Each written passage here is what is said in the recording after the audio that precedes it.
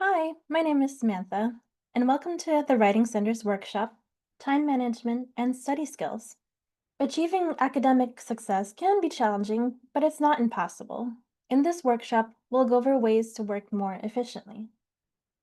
You definitely want to create a calendar. It'll help you keep track of everything that's going on in your life. There's lots of options to choose from. We've got Google Calendar, Outlook Calendar, Google Docs, or a physical day planner. These are the kinds of things that you want to schedule: your classes, homework, deadlines, quizzes, exams, work shifts, social events, other commitments.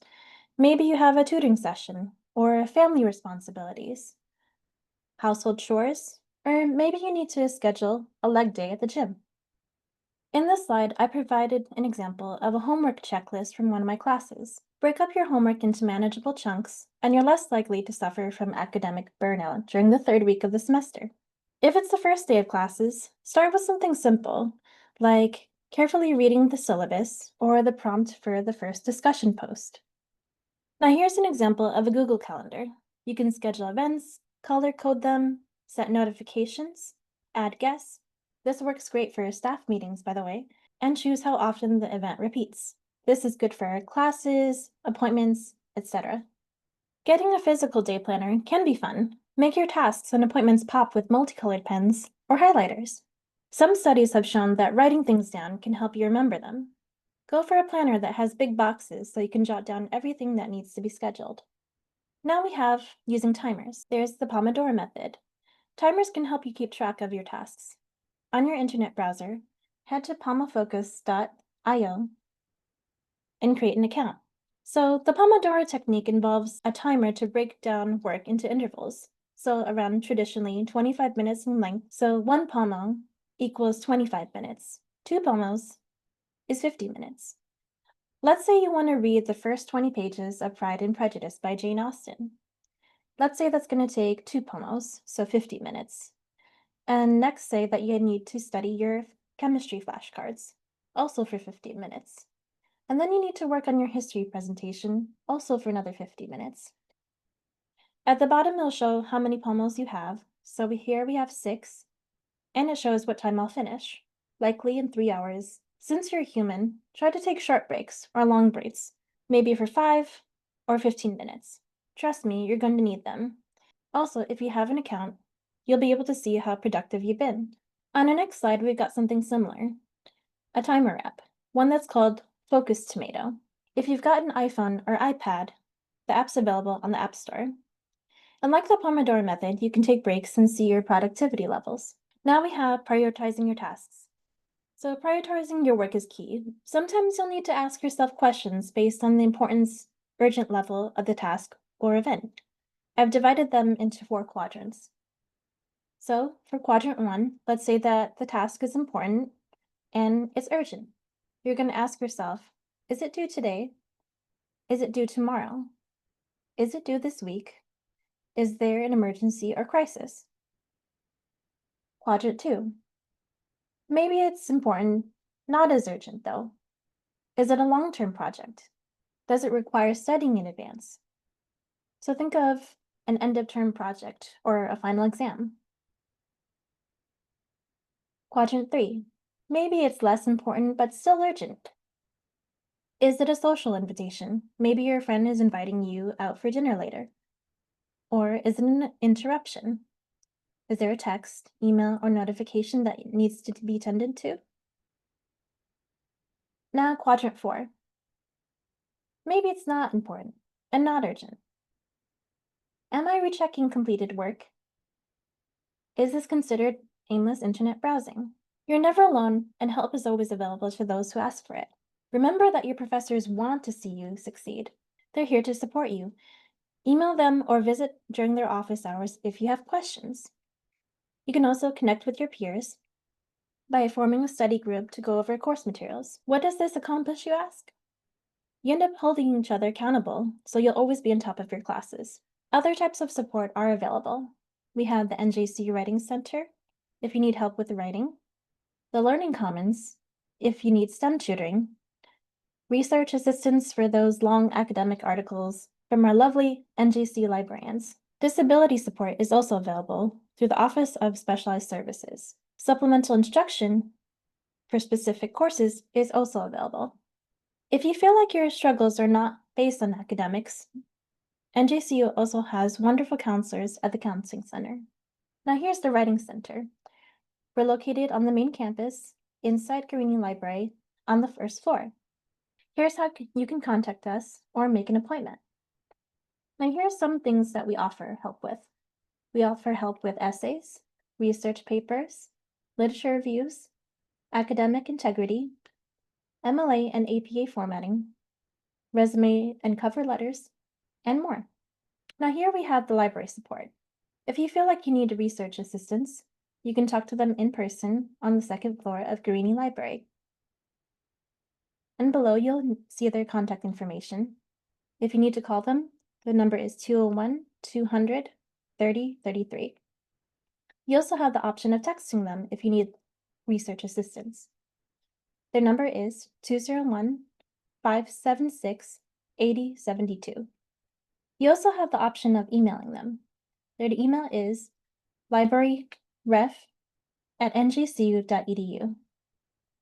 You can also chat with them, ask a question in real time, or search for an answer in their list of facts when chat is offline. They offer one-on-one research consultations, either in person or online. You also have the option of requesting an appointment via email, online, text, online form, or telephone. You can scan the QR code over here to request an appointment.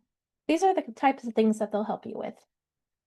So they might show you the databases that are offered by the NJCU library. This one's called JSTOR. There's many others like it. The research process is the same. You'll be using key terms from your topic in these fields where it says terms, and you want to aim to use current research, preferably no more than 10 years ago. Other types of support. We do have the Learning Commons. They offer tutoring support for STEM subjects such as math, chemistry, and biology. And below here, you're going to see their contact information and where they're located. Next, we have OSS and SI, so the Office of Specialized Services and Supplemental Instruction. They're located in Carnotzas Hall on the main campus.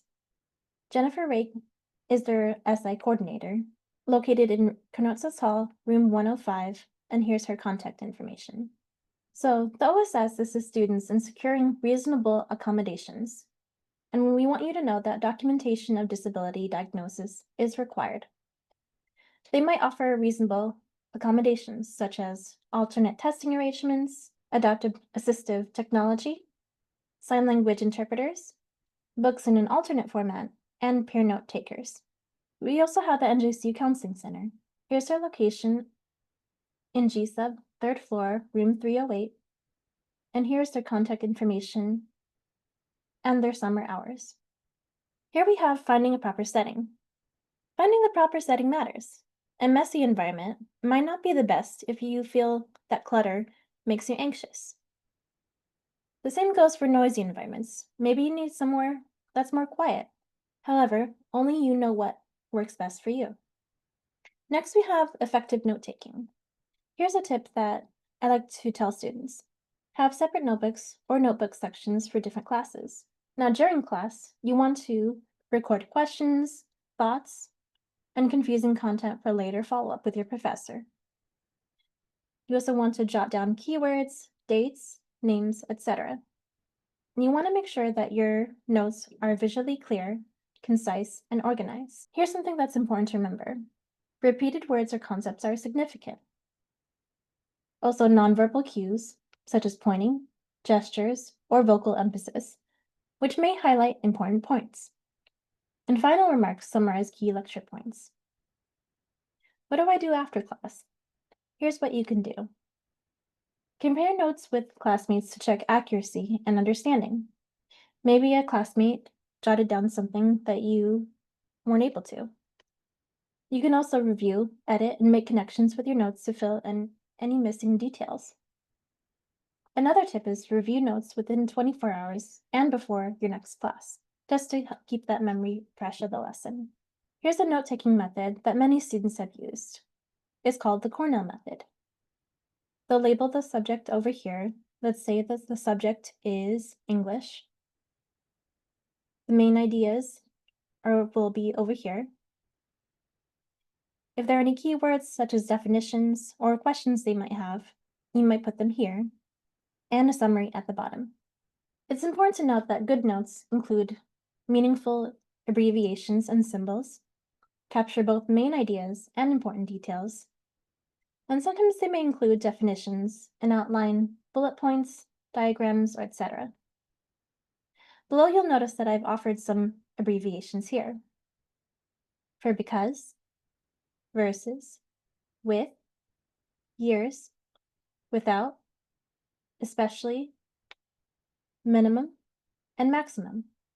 Some symbols might be an upwards arrow to symbolize increase, a downwards arrow to symbolize decrease, asterisk for something that's important, a right arrow meaning leads to causes, an ampersand symbol for the word and, or a symbol meaning less than. Now we want to make sure that you're being realistic and flexible. And remember that life is unpredictable. You want to ask yourself these questions. How much time will this take? Can this task be moved to a different time or day? Also, you want to remember that you can't do it all at once, and it's important to set short-term goals. Some examples might be researching and outlining, or just writing the first few pages of your paper. We want you to know that smaller goals inspire action because there's motivation to finish. They offer a clearer focus. The steps are easier to visualize and check off. They also build confidence. You want to remember that small victories count toward the end goal. They also cultivate new habits. You become accustomed to working toward the end goal. It's also important to set boundaries.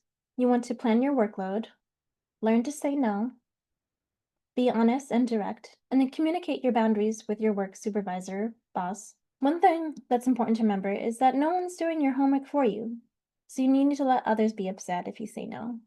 Now we have scheduling fun and self-care. Remember when we talked about making schedules? Schedule some self-care too. You deserve it. I often tell my students this: allow yourself to be human. Now, what do I mean by this?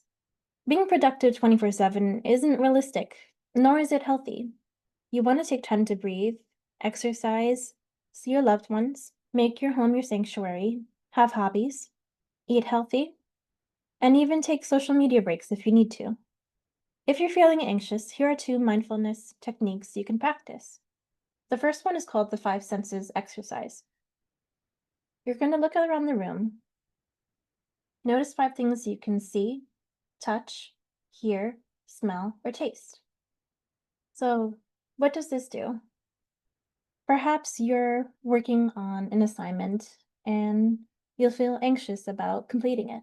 And sometimes we sit in that anxiety and the focus on that assignment is not there.